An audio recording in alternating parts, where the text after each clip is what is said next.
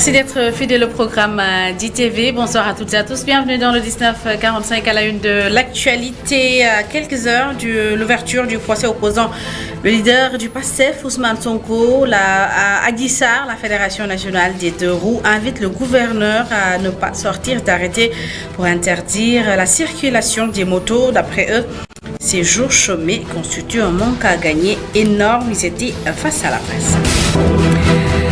L'actualité, c'est aussi sur le coup d'envoi ce lundi de la deuxième édition du Salon Jeunesse, Emploi et Mobilité organisé par l'Agence nationale pour la promotion de l'emploi des jeunes, prévu du 22 au 24 mai. Ce salon ambitionne d'offrir aux jeunes une perspective d'insertion socio-économique et professionnelle. Et enfin, d'édition, vous aurez la page des sports, le Tour d'Europe des Lions. Mauvaise nouvelle pour son club et la tanière. Bamba Dia s'est blessé lors d'un match ce week-end. Voilà pour les titres. Tout de suite, le développement.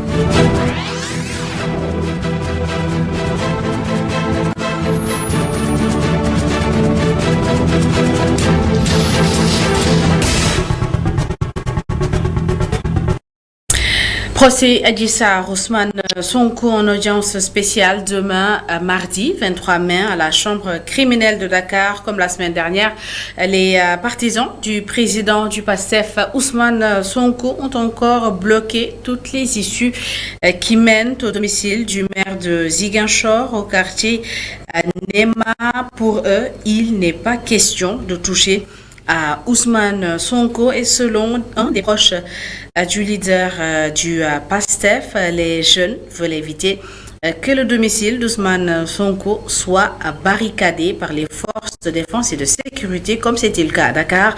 Ben Talib Sow est au micro de nos envoyés spéciaux Yann Dembatine et Augustin Manda. Effectivement, pour comprendre ce soi-disant dispositif, il faut aller retourner en arrière un peu plus et regarder qu'à chaque fois que Sonko est convoqué par la justice ou bien a un dossier pendant devant la justice et qu'il doit se rendre au tribunal, bon, les dernières fois, il n'était pas obligé d'y aller. Et à chaque fois qu'il devait se rendre au tribunal, que sa maison était barricadée avant, pendant et après. Pas barricadée par n'importe qui, barricadée par les FDS de manière. Donc, ce qui est clair aujourd'hui, c'est que les Dora exécutent. Non, ce qui s'est passé à Zétéker Gorgui, ce qui se passe à Dakar, ne passe pas ici. Ici, au lieu que les FDS partent la route, ou bien les attaques qui mènent chez eux, les jeunes même, qui, par anticipation, l'ont fait à leur place. Et surtout, avec des rumeurs de prise de tentatives de prise de corps, sont deux.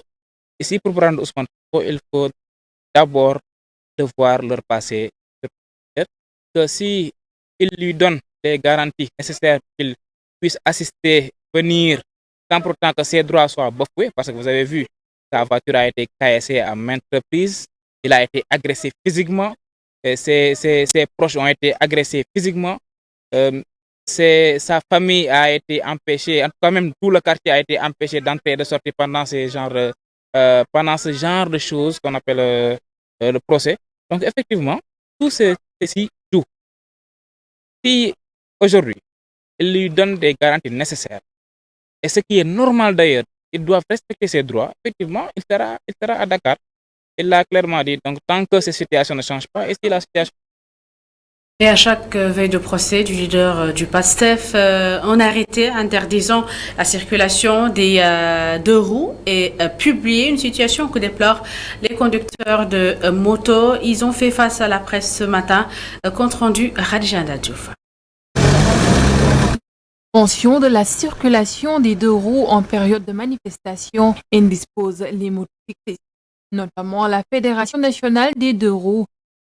Nous demandons une considération venant des autorités étatiques de respecter les conducteurs de deux roues, de leur donner confiance, de ne plus prendre des décisions quand il s'agit d'un procès, en leur disant que les motos ne doivent pas circuler. Nous déplorons cette situation délicate et affreuse de ces genres d'arrêtés qui ne nous ramènent nulle part. Que cela s'arrête, ça ne... Ces derniers demandent à ce que des négociations soient faites avant de fixer des décisions les concernant. tout ce qu'on demande, c'est pourquoi pas appeler les présidents des associations pour en discuter avec nous. Parce que tout ce qui est décidé sans nous est décidé contre nous. Et s'ils continuent, par exemple, à nous activer, à faire des diffamations sur nous, nous allons même, c'est le syndicat qui a une plainte contre la personne qui va nous. Nous ne sommes pas des voyous, ce sont défendus ces jeunes qui ne demandent qu'à être accompagnés dans le secteur. La jeunesse, elle est là, sereine, travaille pour leur pays. On doit les accompagner, on doit les soutenir. Nous ne sommes pas des bandits, nous ne sommes pas des voyous. Personne n'est derrière nous. On est uniquement là. Donc l'État doit nous accompagner. Avec des milliers de jeunes qui s'activent dans leur métier, les motocyclistes demandent plus de respect. Ils interpellent le président de la République. Et l'actualité ce lundi, c'est aussi le renvoi du procès des deux députés de PUR, Massata Samb et Mamadou Niang. Procès renvoyé jusqu'au 19 juin. Les juges de la Cour d'appel ont aussi rejeté la demande de mise en liberté provisoire introduite par leurs avocats. Une requête juridiquement recevable d'après Maître Abdinar Diagne, un de leurs conseils joints par Papa Yunsar. La Cour d'appel a renvoyé la cause après avoir rejeté la demande de mise en liberté provisoire qui avait été formulée lors de l'audience passée. En fait, renvoyé maintenant là au 19 juin 2023. Donc la situation est faible. Nous avons espoir. Vous savez qu'en fait, rien ne s'oppose à ce que la décision soit effectivement donc infirmée, d'autant plus qu'effectivement les arguments qui ont été développés antérieurement militent en faveur effectivement donc d'une Tout à fait autre chose à présent. Ce lundi matin, l'Agence nationale pour la promotion de l'emploi des jeunes ANPEJ a lancé les travaux du salon Triptyque Jeunesse, Emploi et Mobilité. L'objectif de ce salon est d'offrir aux jeunes des opportunités d'insertion socio-économique et professionnelle décentes au Sénégal ou à l'international. Le lancement a eu lieu ce matin en présence d'Amadou Bari. Selon les statistiques données par Atutel, environ 23% de la population active au Sénégal et les jeunes sont le plus affectés par le phénomène. Ce salon de 70 heures vise entre autres à répondre à ce défi majeur. Dans son programme Jeunes en 2 ans, l'initiative dénommée Réundaouni a connu un franc succès, a salué le chef du gouvernement venu présider la rencontre au nom du chef de l'État.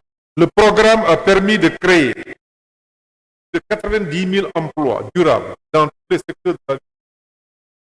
Il a favorisé la formation de plus de 31 000 jeunes pour divers métiers. Sur la même période, des financements ont été octroyés aux femmes et aux jeunes à hauteur de 45 milliards en 2020 au profit de 140 000 bénéficiaires. Ce salon se veut un cadre de rencontre, de formation, de mentorat et de entre jeunes entreprises. En 3 jours, au moins 500 jeunes doivent trouver de l'emploi, a révélé le ministre de la Jeunesse. Aujourd'hui, avec ce salon, les jeunes ont la possibilité de pouvoir entrer en contact avec des entreprises que nous avions prospectées au préalable et qui nous ont proposé des offres ponctuelles d'emploi au nombre de presque 500. Et au-delà, c'est la même situation pour ce qui est de la formation, parce que aussi, pour les formations, nous avons bénéficié de l'appui de nos partenaires qui ont mis sur la table de 1000 formations. Le ministre de la Jeunesse qui croit néanmoins, malgré de nombreux efforts pour réduire le chiffre, à l'ancienne question. Encore des efforts, encore il nous reste des paliers. Mais vous conviendrez avec que l'État aujourd'hui a pris à bras le corps question et est en train de... L'autre opportunité qu'offre le salon, les jeunes seront édifiés. Il y a aujourd'hui des canaux légaux pour une migration régulière. Et abordant l'actualité, le ministre de la Jeunesse a réagi concernant les attaques perpétrées lors de manifestations, attaques contre des grandes surfaces. Selon Papa Malik Ndour, ces pillages constituent une menace à l'emploi. Demandons encore une fois à la jeunesse donc, de faire la part des choses, de comprendre les enjeux aujourd'hui qui nous interpellent. La sécurité aujourd'hui est un intrant indispensable pour construire ce pays. Donc, nous profitons encore une fois de l'occasion pour lancer un appel solennel à la jeunesse du Sénégal pour qu'elle puisse comprendre les enjeux et qu'elle puisse faire la part des choses. Déperdition scolaire dans le nord du pays, les élèves du SEM de Doumga Ouro Alpha ont initié des journées socio-éducatives pour sensibiliser leurs camarades. Ces élèves ont également profité de ces journées pour marquer leur soutien à leurs camarades de Ziguinchor et Sédhiou qui ne peuvent plus aller à l'école à cause des tensions socio-politiques. Amadou Matialo a plus de détails. Les élèves d'ICM de Doumga Alpha ont organisé des journées d'activités socio-éducatives dont le thème retenu est la déperdition scolaire causée par des mariages précoces. Le principal de l'établissement, Abdoulaye Niang, se dit préoccupé par ce phénomène. Il appelle le corps professoral à la sensibilisation. La déperdition scolaire cause de mariage précoce est un phénomène suivi par. Mais ici, au collège de Doumga Alpha, nous avons quelques cas. Alors, les parents, les officiels, les chefs d'établissement et les professeurs aussi, les enseignants, qui doivent être mais aussi à stigmatiser et à décourager les enfants. Il faut les aider, les garder à l'école. Lors de ces journées, la marraine Yarili alerte les parents sur l'éducation de leurs enfants. Aujourd'hui, le mariage précoce n'est qu'un nom dans certaines localités de la zone et les parents doivent contribuer à l'éducation de leurs enfants.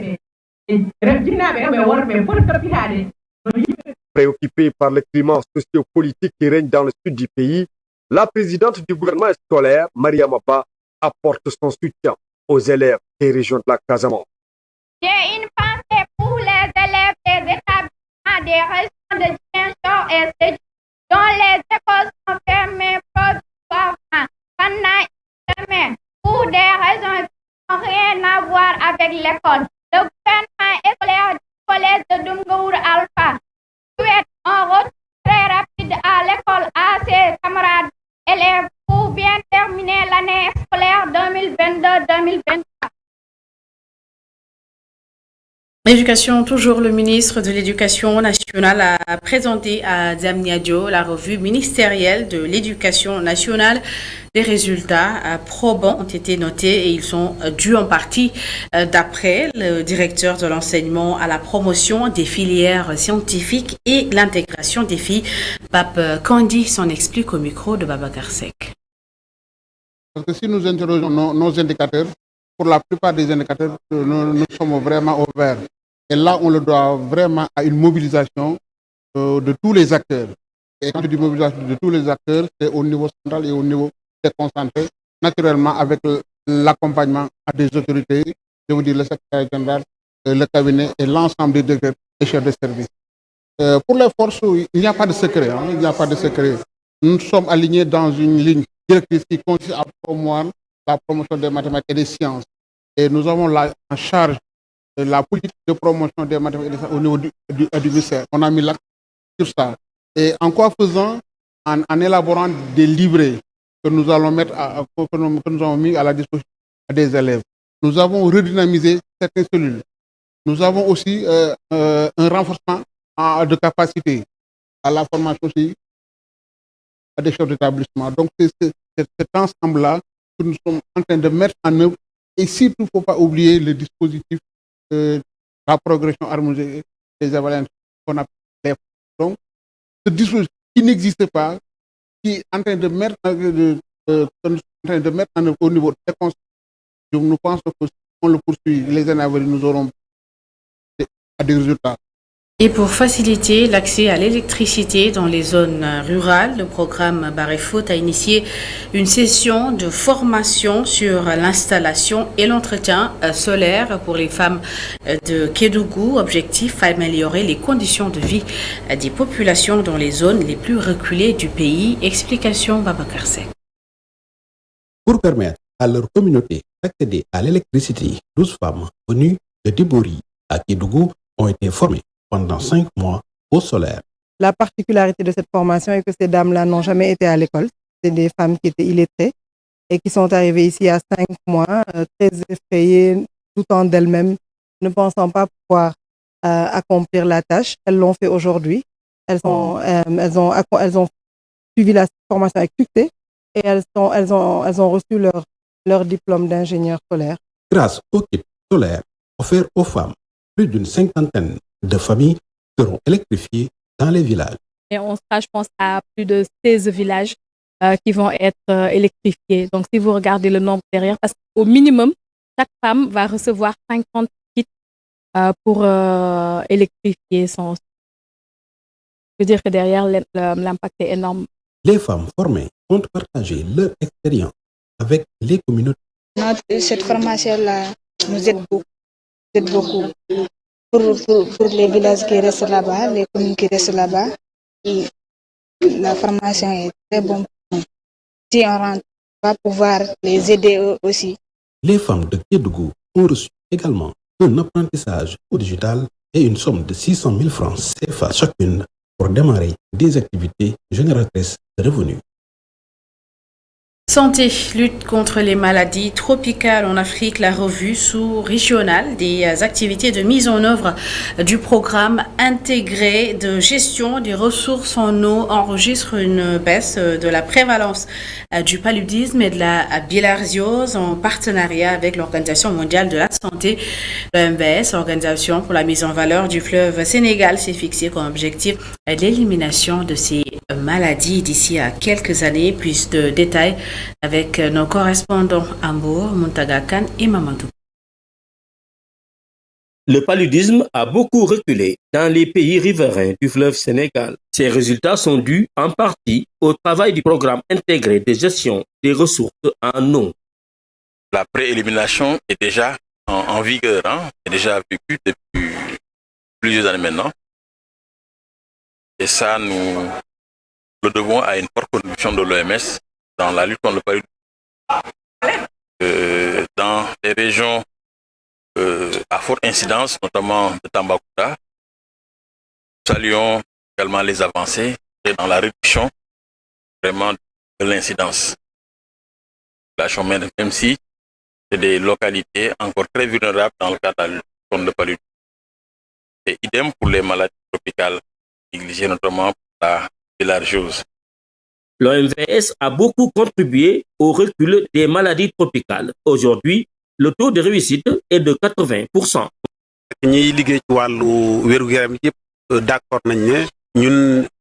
Ceux qui travaillent dans le secteur de la santé admettent tous que l'OMVS a beaucoup contribué au recul du paludisme dans les pays riverains du fleuve Sénégal. Il s'agit de la Guinée, du Mali et de la Mauritanie. Avec l'appui de la Banque mondiale et des pays, l'OMVS a fait un grand pas dans la lutte contre la bilharziose qui faisait des ravages.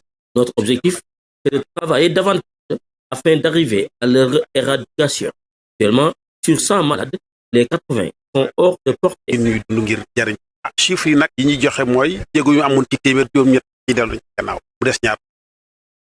Passons à présent au reportage du soir. Nous parlons ce soir de préparatifs des premières communions. C'est le moment au Sénégal et pour organiser une fête grandiose pour leurs enfants. Les parents déboursent beaucoup d'argent. Est-ce important? Faut-il faire une petite fête? Nyanya Diouf et Moussa Fall ont posé la question à quelques fidèles chrétiens.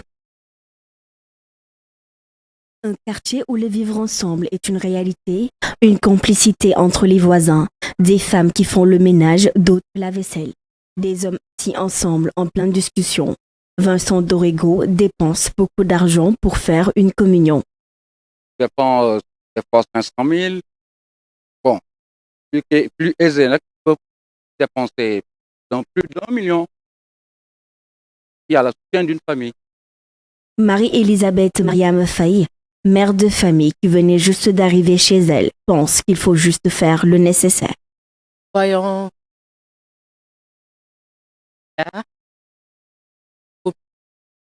Et les bien le mieux. Sylvain Dorego nous fait savoir qu'à la base, la communion est censée être quelque chose de simple, mais aujourd'hui, tout a changé. Les autorités religieuses ont initié la communion à la base, c'est pour éviter les dépenses excessives. Mais de nos jours, je trouve que c'est devenu difficile. La communion est l'un des sept sacrements de l'Église catholique. Dans ce contexte, où le prix des denrées alimentaires plombe dans le marché, les familles font des pieds et des mains pour effectuer les dépenses, de grosses dépenses même. Allons à présent à Saint-Louis où le Serigne Kadjar de Gaïa, Elhadj Rawane Fall, vient de renouveler son serment de chef coutumier, une cérémonie qui s'est tenue en présence de plusieurs dignitaires. Les Djaladé Niassène venus participer à l'événement en ont profité pour apporter des précisions sur la charte de Gaïa. Plus de détails avec nos correspondants à Saint-Louis, Momar Alisnian et Mokhtar Seck. Le village de Gaïa vient d'abriter la cérémonie de renouvellement de serment de Serigne Kadjar Elhadj Rawane Fall, une cérémonie qui revêt une signification particulière pour cette communauté. Et aujourd'hui, de renouvellement envers parce que c'est eux qui ont alors aujourd'hui pour venir à Gaïa en masse avec toute leur famille, avec toutes leurs couches sociales. Alors, cette journée marque une importance capitale dans la tradition de Gaïa. Ces derniers ont profité de l'occasion pour réfuter l'existence d'une autre charte de Serigne Kadjar de Gaïa. Il n'y a pas de charte, il n'y a pas une autre charte autre que cette.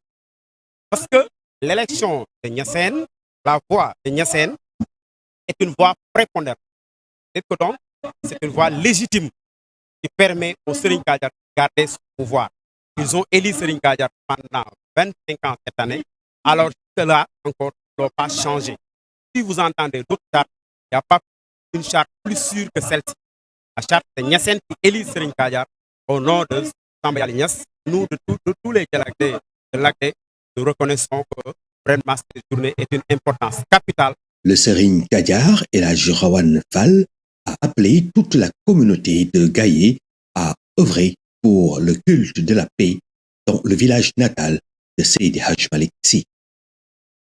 En mode de sport à présent, le Tour d'Europe des Lions en France, Bamba Dia s'est gravement blessé avec Lorient. Habib Diallo a marqué pour Strasbourg qui n'a toujours pas assuré son maintien. En Angleterre, Moussa Niakhaté et Cheikhou Kouyaté ont assuré le maintien, mais en Allemagne, Sadio Mané et le Bayern risquent de faire une saison blanche. Sergio. En France d'abord, triste nouvelle pour Bamba Dia. Entré en France, l'attaquant lorientais a quitté ses coéquipiers en pleurant après seulement 10 minutes sur la pelouse. Habib Diallo n'a pas marqué ce week-end, mais son jeune frère qui s'y est collé. Habib Diarra a inscrit le but permettant à Strasbourg de partager les points avec 3. Du coup, le maintien n'est toujours pas assuré pour les Strasbourgeois. Jean Lepi est réapparu dans le 11 de Reims, de même que Sada Thioub, Ibrahima Niane et Abdallah Sima pour Angers. Le match s'est terminé sur un score de 2 buts partout. En Angleterre, Nottingham Forest a résumé une grande partie de la journée. Grâce à sa victoire 1-0 face à Arsenal, il a joué son maintien et donné le trophée de champion à Manchester City. Avec Idrissa Gana Gueye titulaire, Everton a fait match nul face à Wolverhampton. Le maintien reste toujours un objectif. En Espagne, Nicolas Jackson n'a pas marqué ce week-end, mais il a grandement contribué à la victoire de Villarreal. Il a donné 2 passes décisives des 2 buts suffisants pour battre Girona 2 buts à 1. Ce week-end, c'est également joué le derby andalou. Papa Alassane Gueye, de même que Youssouf Sabali, ont tous été titulaires au Ramon Sanchez Juan, 0 but partout. En Allemagne, pour finir, le Bayern Munich risque de perdre la Bundesliga cette saison. Une année blanche s'annonce donc pour Sadio Mané et ses coéquipiers. Les Bavarois ont été battus par Leipzig 3-1 à domicile. Sadio Mané d'un côté et Abdoul Diallo de l'autre sont entrés à quelques minutes de la fin. Cher Diop, merci. C'est la fin de cette édition. Merci à toutes et à tous de l'avoir suivi. Merci de votre fidélité. L'information continue sur notre site internet le www.emedia.sn. Bonne suite des programmes.